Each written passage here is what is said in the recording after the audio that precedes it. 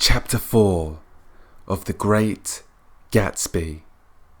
On Sunday morning, while church bells rang in the villages along shore, the world and its mistress returned to Gatsby's house and twinkled hilariously on his lawn. "He's a bootlegger," said the young ladies, moving somewhere between his cocktails and his flowers. One time he killed a man who had found out that he was a nephew to von Heidenberg and second cousin to the devil. "Reach me a rose, honey, and pour me a last drop into that there crystal glass." Once I wrote down on the empty spaces of a timetable the names of those who came to Gatsby's house that summer.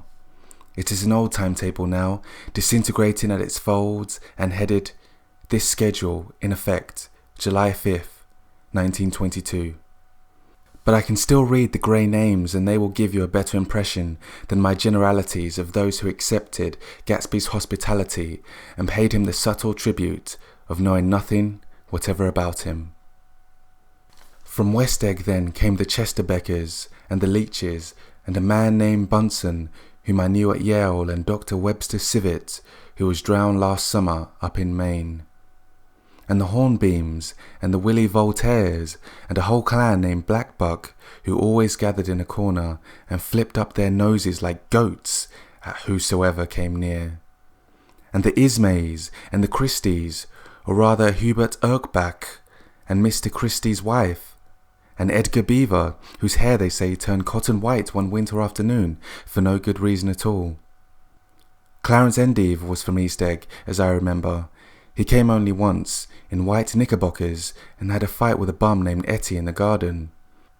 From farther out on the island came the Cheadles, and the O.R.P. Schraders, and the Stonewall Jackson Abrams of Georgia, and the Fishguards and the Ripley Snells. Snell was there 3 days before he went to the penitentiary, so drunk out on the gravel drive that Mrs. Ulysses Sweat's automobile ran over his right hand.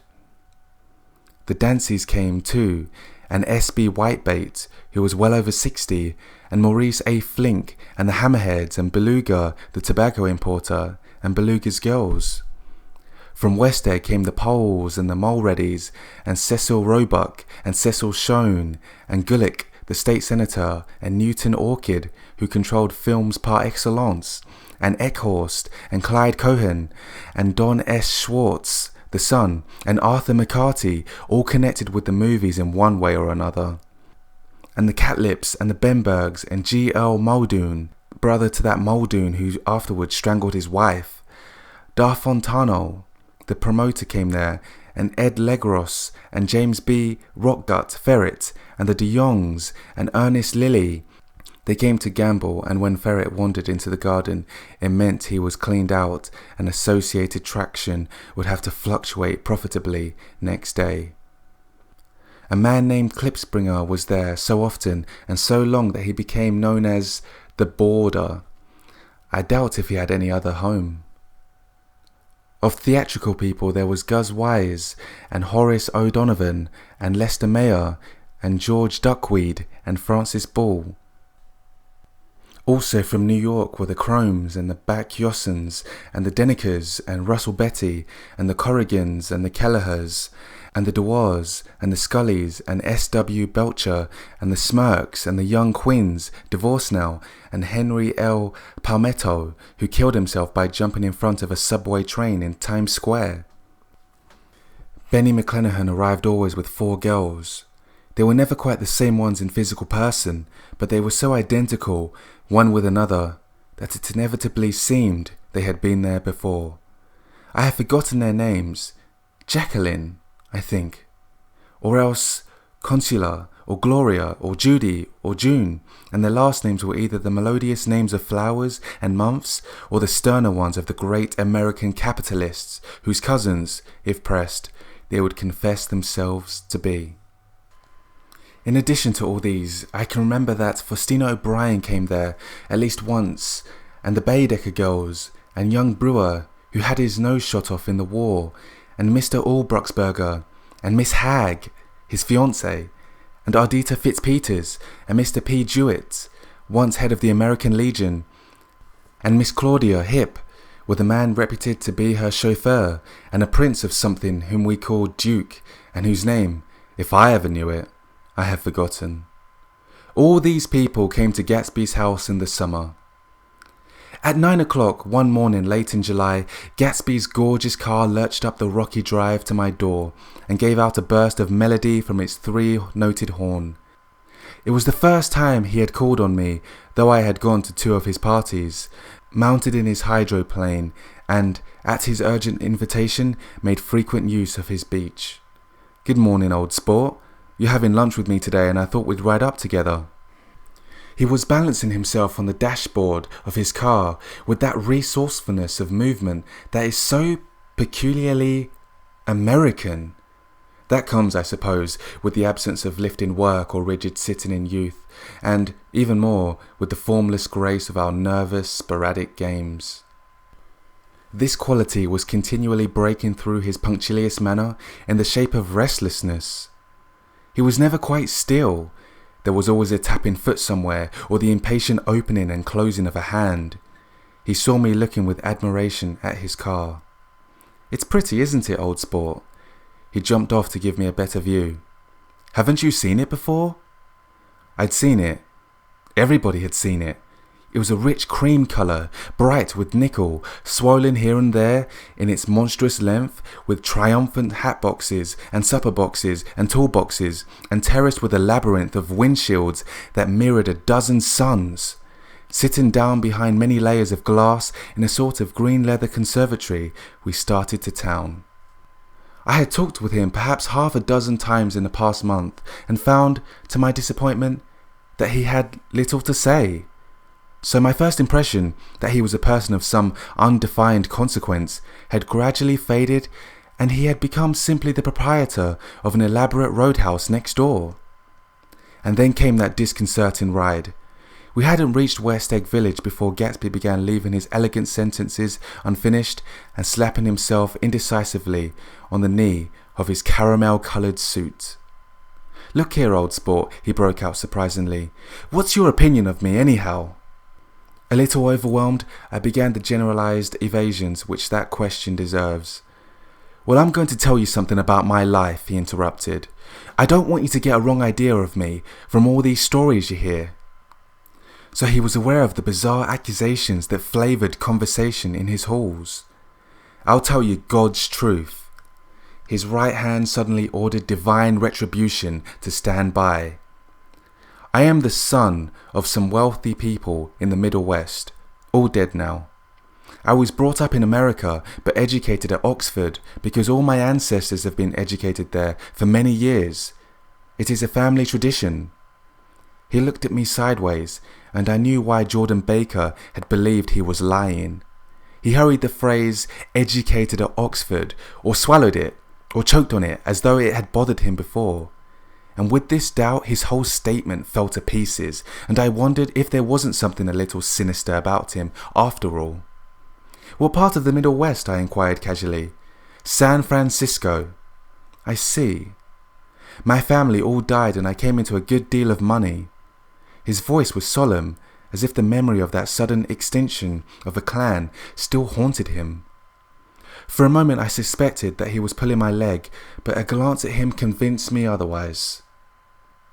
"After that I lived like a young Rajah in all the capitals of Europe, Paris, Venice, Rome, collecting jewels, chiefly rubies, hunting big game, painting a little, things for myself only, and trying to forget something very sad that happened to me long ago." With an effort I managed to restrain my incredulous laughter.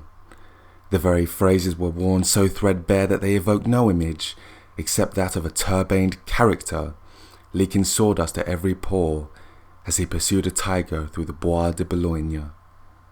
Then came the war, old sport. It was a great relief and I tried very hard to die. But I seemed to bear an enchanted life. I accepted a commission as first lieutenant when it began. In the Argonne Forest I took 2 machine gun detachments so far forward that there was a half-mile gap on either side of us where the infantry couldn't advance.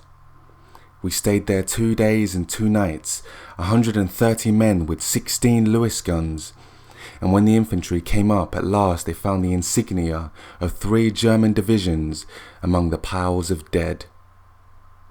I was promoted to be a major, and every Allied government gave me a decoration, even Montenegro.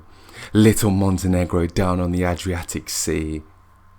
Little Montenegro! He lifted up the words and nodded at them with his smile. The smile comprehended Montenegro's troubled history and sympathized with the brave struggles of the Montenegrin people. It appreciated fully the chain of national circumstances which had elicited this tribute from Montenegro's warm little heart. My incredulity was submerged in fascination now. It was like skimming hastily through a dozen magazines. He reached in his pocket, and a piece of metal slung on a ribbon fell into my palm. That's the one from Montenegro. To my astonishment, the thing had an authentic look. Orderi di Danilo, ran the circular legend. Montenegro Nicholas Rex. Turn it. Major J. Gatsby, I read, for valor extraordinary. Here's another thing I always carry, a souvenir of Oxford days. It was taken in Trinity Quad. The man on my left is now the Earl of Dorchester. It was a photograph of 6 young men in blazers loafing in an archway through which were visible a host of spires. There was Gatsby, looking a little, not much, younger, with a cricket bat in his hand. Then it was all true. I saw the skins of tigers flaming in his palace on the Grand Canal. I saw him opening a chest of rubies to ease, with their crimson lighted depths the gnawings of his broken heart. I'm going to make a big request of you today, he said, pocketing his souvenirs with satisfaction. So I thought you ought to know something about me. I didn't want you to think I was just some nobody. You see, I usually find myself among strangers because I drift here and there, trying to forget the sad thing that happened to me. He hesitated. You'll hear about it this afternoon. At lunch? No, this afternoon. I happened to find out that you're taking Miss Baker to tea. Do you mean you're in love with Miss Baker? No, old sport, I'm not. But Miss Baker has kindly consented to speak to you about this matter. I hadn't the faintest idea what this matter was, but I was more annoyed than interested. I hadn't asked Jordan to tea in order to discuss Mr. J. Gatsby. I was sure the request would be something utterly fantastic, and for a moment I was sorry I'd ever set foot upon his overpopulated lawn. He wouldn't say another word. His correctness grew on him as we neared the city. We passed Port Roosevelt, where there was a glimpse of red-belted ocean-going ships, and sped along a cobbled slum lined with the dark, undeserted saloons of the faded gilt 1900s. Then the Valley of Ashes opened out on both sides of us, and I had a glimpse of Mrs. Wilson straining at the garage pump, with panting vitality as we went by. With fenders spread like wings, we scattered light through half Astoria. Only half, for as we twisted among the pillars of the elevated, I heard the familiar jug, jug, spat of a motorcycle, and a frantic policeman rode alongside. All right, old sport, called Gatsby. We slowed down. Taking a white card from his wallet, he waved it before the man's eyes. Right you are, agreed the policeman, tipping his cap. Know you next time, Mr. Gatsby. Excuse me. What was that? I inquired. The picture of Oxford? I was able to do the commissioner a favour once, and he sends me a Christmas card every year. Over the great bridge, with the sunlight through the girders, making a constant flicker upon the moving cars, and the city rising up across the river in white heaps and sugar lumps all built with a wish out of non-olfactory money. The city seen from the Queensborough Bridge is always the city seen for the first time, in its first wild promise of all the mystery and the beauty in the world. A dead man passed us in a hearse heaped with blooms, followed by 2 carriages with drawn blinds and by more cheerful carriages for friends. The friends looked out at us with the tragic eyes and short upper lips of southeastern Europe, and I was glad that the sight of Gatsby's splendid car was included in their sombre holiday. As we crossed Blackwell's Island, a limousine passed us, driven by a white chauffeur, in which sat 3 modish Negroes, 2 bucks and a girl. I laughed aloud as the yolks of their eyeballs rolled toward us in haughty rivalry. Anything can happen now that we've slid over this bridge, I thought. Anything at all. Even Gatsby could happen without any particular wonder. Roaring noon. In a well-fanned 42nd Street cellar, I met Gatsby for lunch. Blinking away the brightness of the street outside, my eyes picked him out, obscurely in the anteroom, talking to another man. "Mr. Carroway, this is my friend, Mr. Wolfsheim." A small, fat-nosed Jew raised his large head and regarded me with 2 fine growths of hair, which luxuriated in either nostril. After a moment I discovered his tiny eyes in the half-darkness. "So I took one look at him," said Mr. Wolfsheim, shaking my hand earnestly, "and what do you think I did?" "What?" I inquired politely. But evidently he was not addressing me, for he dropped my hand and covered Gatsby with his expressive nose. I handed my money to Catspaw, and I said, "All right, Catspaw, don't pay him a penny till he shuts his mouth." He shut it then and there. Gatsby took an arm of each of us and moved forward into the restaurant, whereupon Mr. Wolfsheim swallowed a new sentence he was starting and lapsed into a somnambulatory abstraction. "Highballs?" asked the head waiter. "This is a nice restaurant here," said Mr. Wolfsheim, looking at the Presbyterian nymphs on the ceiling. "But I like across the street better." "Yes, highballs," agreed Gatsby, and then to Mr. Wolfsheim, "It's too hot over there." "Hot and small, yes," said Mr. Wolfsheim, "but full of memories." "What place is that?" I asked. "The old Metropole." "The old Metropole," brooded Mr. Wolfsheim gloomily, "filled with faces dead and gone, filled with friends gone now forever. I can't forget so long as I live the night they shot Rosie Rosenthal there. It was 6 of us at the table, and Rosie had eaten and drunk a lot all evening. When it was almost morning, the waiter came up to him with a funny look and says somebody wants to speak to him outside. "All right," says Rosie, and begins to get up, and I pulled him down to his chair. "Let the bastards come in here if they want you, Rosie, but don't you, so help me, move outside this room." It was 4 o'clock in the morning then, and if we'd have raised the blinds we'd have seen daylight. "Did he go?" I asked innocently. "Sure he went." Mr. Wolfsheim's nose flashed at me indignantly. He turned around in the door and says, "Don't let that waiter take away my coffee." Then he went out on the sidewalk and they shot him 3 times in his belly and drove away. 4 of them were electrocuted, I said, remembering. 5 with Becca. His nostrils turned to me in an interested way. "I understand you're looking for a business connection." The juxtaposition of these 2 remarks was startling. Gatsby answered for me. "Oh no," he exclaimed, "this isn't the man." "No?" Mr. Wolfsheim seemed disappointed. "This is just a friend. I told you we'd talk about that some other time." "I beg your pardon," said Mr. Wolfsheim. "I had a wrong man." A succulent hash arrived, and Mr. Wolfsheim, forgetting the more sentimental atmosphere of the old Metropole, began to eat with ferocious delicacy.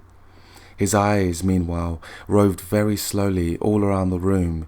He completed the arc by turning to inspect the people directly behind. I think that, except for my presence, he would have taken one short glance beneath our own table. "Look here, old sport," said Gatsby, leaning toward me. "I'm afraid I made you a little angry this morning in the car." There was the smile again, but this time I held out against it. "I don't like mysteries," I answered, "and I don't understand why you wouldn't come out frankly and tell me what you want. Why has it all got to come through Miss Baker?" "Oh, it's nothing underhand," he assured me. "Miss Baker's a great sportswoman, you know, and she'd never do anything that wasn't all right." Suddenly he looked at his watch, jumped up and hurried from the room, leaving me with Mr. Wolfsheim at the table. "He has to telephone," said Mr. Wolfsheim. following him with his eyes. "Fine fellow, isn't he? Handsome to look at and a perfect gentleman." "Yes." "He's an Oxford man." "Oh, he went to Oxford College in England. You know Oxford College?" "I've heard of it.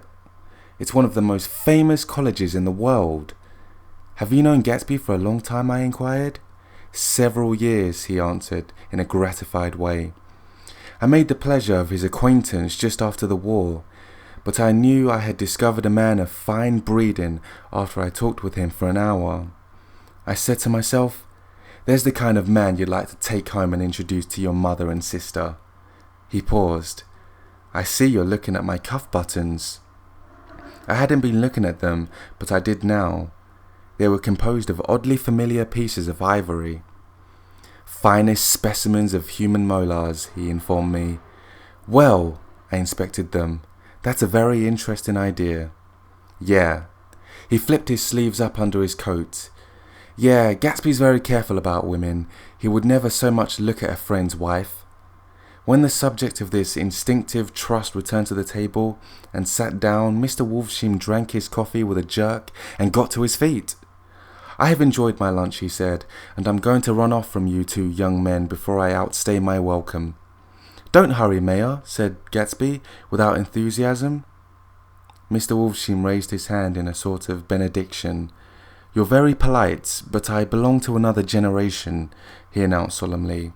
"You sit here and discuss your sports and your young ladies and your—" He supplied an imaginary noun with another wave of his hand. "As for me, I am 50 years old, and I won't impose myself on you any longer." As he shook hands and turned away, his tragic nose was trembling. I wondered if I had said anything to offend him. "He becomes very sentimental sometimes," explained Gatsby. "This is one of his sentimental days. He's quite a character around New York, a denizen of Broadway." "Who is he, anyhow? An actor?" "No." "A dentist? Mayor Wolfsheim?" "No, he's a gambler." Gatsby hesitated, then added coolly, "He's the man who fixed the World Series back in 1919. "Fixed the World Series?" I repeated. The idea staggered me. I remembered, of course, that the World Series had been fixed in 1919, but if I had thought of it at all, I would have thought of it as a thing that merely happened, the end of some inevitable chain. It never occurred to me that one man could start to play with the faith of 50 million people, with the single-mindedness of a burglar blowing a safe. "How did he happen to do that?" I asked after a minute. "He just saw the opportunity." "Why isn't he in jail?" "They can't get him, old sport. He's a smart man." I insisted on paying the check. As the waiter brought my change, I caught sight of Tom Buchanan across the crowded room. "Come along with me for a minute," I said. "I've got to say hello to someone." When he saw us, Tom jumped up and took half a dozen steps in our direction. "Where have you been?" he demanded eagerly. "Daisy's furious because you haven't called up." "This is Mr. Gatsby, Mr. Buchanan." They shook hands briefly, and a strained, unfamiliar look of embarrassment came over Gatsby's face. "How have you been anyhow?" demanded Tom of me. "How'd you happen to come up this far to eat?" "I've been having lunch with Mr. Gatsby." I turned toward Mr. Gatsby, but he was no longer there. "One October day in 1917, said Jordan Baker that afternoon, sitting up very straight on a straight chair in the tea garden at the Plaza Hotel. I was walking along from one place to another, half on the sidewalks and half on the lawns. I was happier on the lawns because I had on shoes from England with rubber knobs on the soles that bit into the soft ground. I had on a new plaid skirt, also that blew a little in the wind, and whenever this happened, the red, white and blue banners in front of all the houses stretched out stiff and said "tut, tut, tut, tut" in a disapproving way. The largest of the banners and the largest of the lawns belonged to Daisy Faye's house. She was just 18, 2 years older than me, and by far the most popular of all the young girls in Louisville. She dressed in white and had a little white roadster, and all day long the telephone rang in her house, and excited young officers from Camp Taylor demanded the privilege of monopolizing her that night. Anyways, for an hour. When I came opposite her house that morning, her white roadster was beside the curb, and she was sitting in it with a lieutenant I had never seen before. They were so engrossed in each other that she didn't see me until I was 5 feet away. "Hello, Jordan," she called unexpectedly. "Please come here." I was flattered that she wanted to speak to me because of all the older girls, I admired her the most. She asked me if I was going to the Red Cross and make bandages. I was. Well then, would I tell them that she couldn't come that day? The officer looked at Daisy while she was speaking, in a way that every young girl wants to be looked at sometime, and because it seemed romantic to me, I have remembered the incident ever since. His name was Great Gatsby, and I didn't lay eyes on him again for over 4 years. Even after I'd met him on Long Island, I didn't realize it was the same man. That was 1917. By the next year I had a few bows myself, and I began to play in tournaments, so I didn't see Daisy very often. She went with a slightly older crowd, when she went with anyone at all. Wild rumors were circulating about her, how her mother had found her packing her bag one winter night to go to New York and say goodbye to a soldier who was going overseas.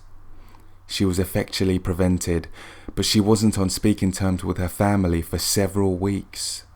After that, she didn't play around with the soldiers anymore, but only with a few flat-footed, short-sighted young men in town who couldn't get into the army at all. By the next autumn, she was gay again, gay as ever. She had a debut after the armistice, and in February she was presumably engaged to a man from New Orleans. In June, she married Tom Buchanan of Chicago, with more pomp and circumstance than Louisville ever knew before. He came down with 100 people in 4 private cars and hired a whole floor of the Sealback Hotel, and the day before the wedding, he gave her a string of pearls valued at $350,000. I was bridesmaid. I came into her room half an hour before the bridal dinner and found her lying on her bed as lovely as the June night in her flowered dress, and as drunk as a monkey. She had a bottle of Sorton in one hand and a letter in the other. "Gratulate me," she muttered. "Never had a drink before, but oh, how I do enjoy it." "What's the matter, Daisy?" I was scared, I can tell you. I'd never seen a girl like that before. "Here, dearest." She groped around in a wastebasket she had with her on the bed and pulled out the string of pearls. "Take 'em downstairs and give 'em back to whoever they belong to. Tell 'em all Daisy's changed her mind. Say Daisy's changed her mind."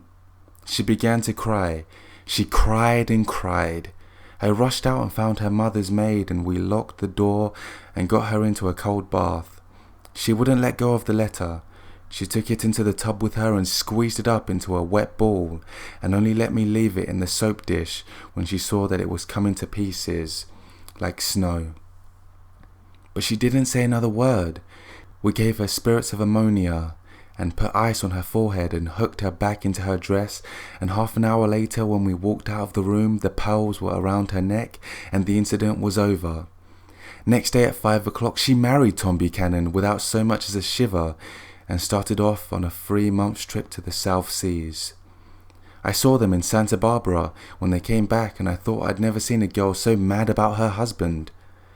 If I left her the room for a minute, she'd look around uneasily and say, "Where's Tom gone?" and wear the most abstracted expression until she saw him coming in the door. She used to sit on the sand with his head in her lap by the hour, rubbing her fingers over his eyes and looking at him with unfathomable delight. It was touching to see them together. It made you laugh in a hushed, fascinated way. That was in August.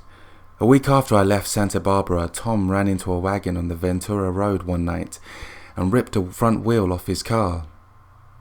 The girl who was with him got into the papers too because her arm was broken. She was one of the chambermaids in the Santa Barbara hotel. The next April, Daisy had her little girl and they went to France for a year. I saw them one spring in Cannes and later in Dieuville, and they came back to Chicago to settle down. Daisy was popular in Chicago, as you know. They moved with a fast crowd, all of them young and rich and wild, but they came out with an absolutely perfect reputation. perhaps because she doesn't drink. It's a great advantage not to drink among hard-drinking people. You can hold your tongue and, moreover, you can time any little irregularity of your own so that everybody else is so blind that they don't see or care. Perhaps Daisy never went in for amour at all. And yet, there's something in that voice of hers. Well, about 6 weeks ago, she heard the name Gatsby for the first time in years. It was when I asked you, do you remember? If you knew Gatsby in West Egg. After you had gone home, she came into my room and woke me up and said, "What Gatsby?"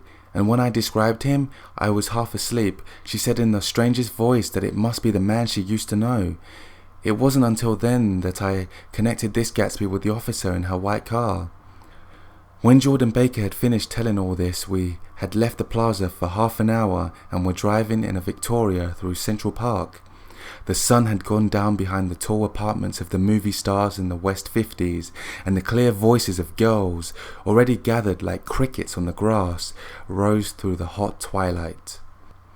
"I'm the Sheik of Araby, your love belongs to me. At night when you are asleep, into your tent I'll creep."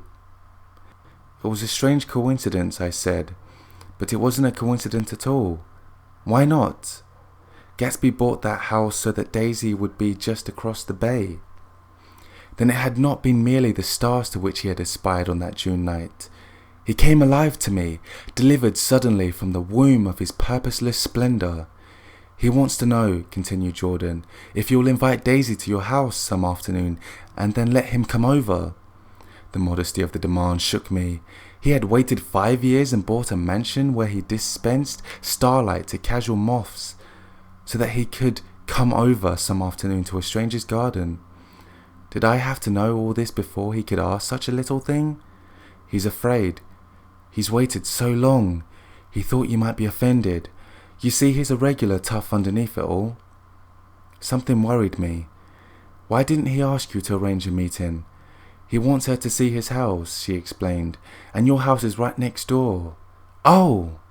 I think he half expected her to wander into one of his parties some night, went on Jordan, but she never did.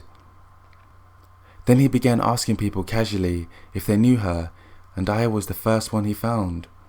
It was that night he sent for me at his dance, and you should have heard the elaborate way he worked up to it.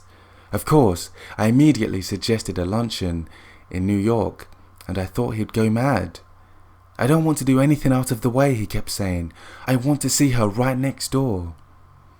When I said you were a particular friend of Tom's, he started to abandon the whole idea. He doesn't know very much about Tom, though he says he's read a Chicago paper for years just on the chance of catching a glimpse of Daisy's name. It was dark now, and as we dipped under a little bridge, I put my arm around Jordan's golden shoulder and drew her toward me and asked her to dinner. Suddenly, I wasn't thinking of Daisy and Gatsby anymore, but of this clean, hard, limited person who dealt in universal skepticism and who leaned back jauntily just within the circle of my arm. A phrase began to beat in my ears with a sort of heady excitement. "There are only the pursued, the pursuing, the busy, and the tired. And Daisy ought to have something in her life," murmured Jordan to me. "Does she want to see Gatsby?" "She's not to know about it. Gatsby doesn't want her to know. You're just supposed to invite her to tea." We passed a barrier of dark trees, and then the facade of 59th Street, a block of delicate pale light, beamed down into the park. Unlike Gatsby and Tom Buchanan, I had no girl whose disembodied face floated along the dark cornices and blinding signs, and so I drew up the girl beside me, tightening my arms. Her wan, scornful mouth smiled, and so I drew her up again, closer, this time, to my face.